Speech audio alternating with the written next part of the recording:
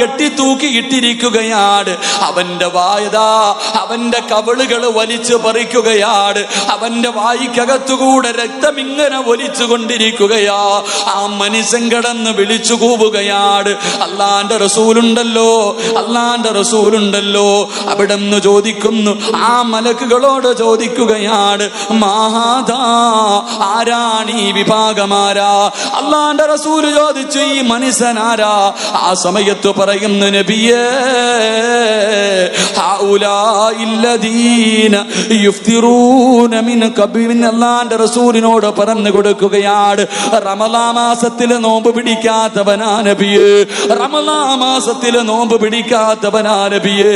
എന്റെ പ്രിയമുള്ളവരെ, വാപ്പയുണ്ടല്ലോ, ഉമ്മയുണ്ടല്ലോ, ഭാര്യയുണ്ടല്ലോ, മക്കളുണ്ടല്ലോ, കൂടപ്പിറപ്പുണ്ടല്ലോ.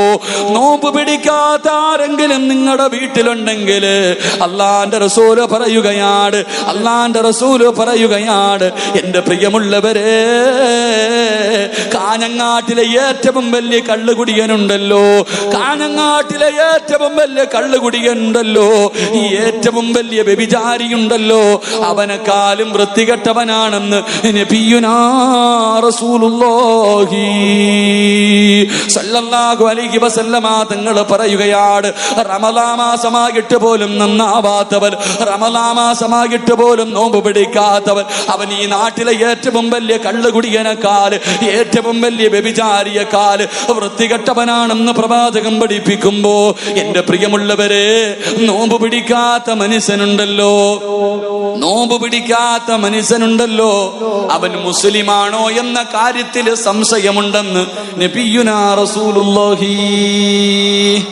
സല്ലല്ലാഹു അലൈഹി വസല്ലമ തങ്ങൾ പറയുകയാണ്.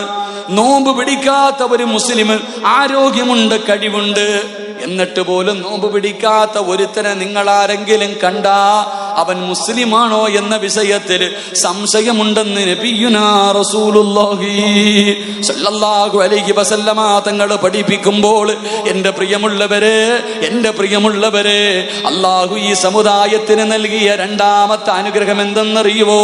നോമ്പുകാരന്റെ വായിക്കകത്ത് നിന്നടിക്കുന്ന ദുർഗന്ധമുണ്ടല്ലോ, ആ ദുർഗന്ധം അള്ളാന്റെ മുന്നിൽ